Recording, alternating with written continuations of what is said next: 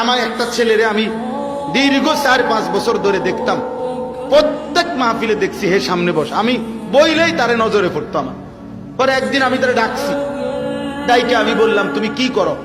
কয় হুজুর আমি ঘাস, মানে প্রতিদিন ঘাস কাটি, আর ঘাস কাইটা বিক্রি করি, যা পাই তা দিয়ে সংসার চালাই। তাই বললাম তুমি যে সব মাহফিলে আসো, আমি দেখলাম তোমারে। কয় হুজুর যখনই আপনার কোনো পোস্টার দেখি, আমি তখন এই ঘাস কাটার টাকার থেকে একটু একটু টাকা জমাই, কয়টা টাকা জমাইয়া গাড়ি ভাড়া মিলাইয়া রাখি, আপনার ওয়াজ শুনতে যাও। তাই বললাম যে মাশাআল্লাহ। তো আমি বললাম যে তো আর কিছু কইবানি? কওদের আমার জীবনের একটা স্বপ্ন আছে, বানিয়াচং হবিগঞ্জ তার বাড়ি।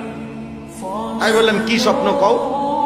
আমি 10 টাকা 50 টাকা করে জমাইতেছি, আল্লাহ যদি আমারে কোনোদিন তৌফিক দেয় আমি আমনেরে আমরা এলাকায় দাওয়াত দিয়ে আমি ওয়াজ করাম।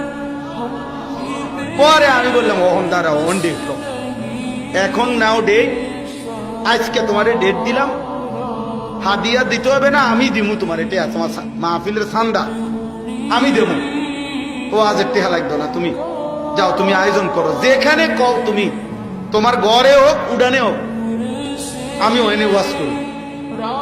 আমি বলছি আমি যাবো, ডেট দিলাম, যাও।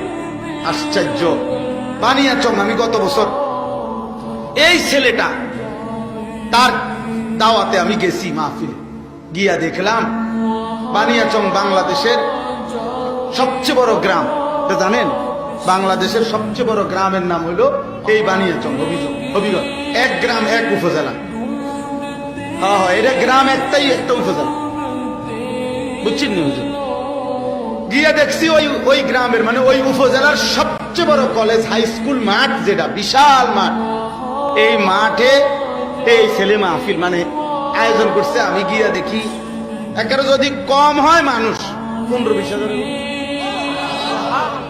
স্টেজে যদি একেবারে না হয় হুজুর 300-400 হুজুর হইব। হুজুর খেলাফত মজলিসের যিনি কেন্দ্রীয় আমির, এই যে দেওয়াল ঘড়ি মার্কার যে খেলাফত, উনি বসা পাশে, ওনার বাড়িতে বানিয়েছে বড় বড় হুজুর সব। তাই বললাম কি রে কারবারটা কি জানি, কার মাহফিল?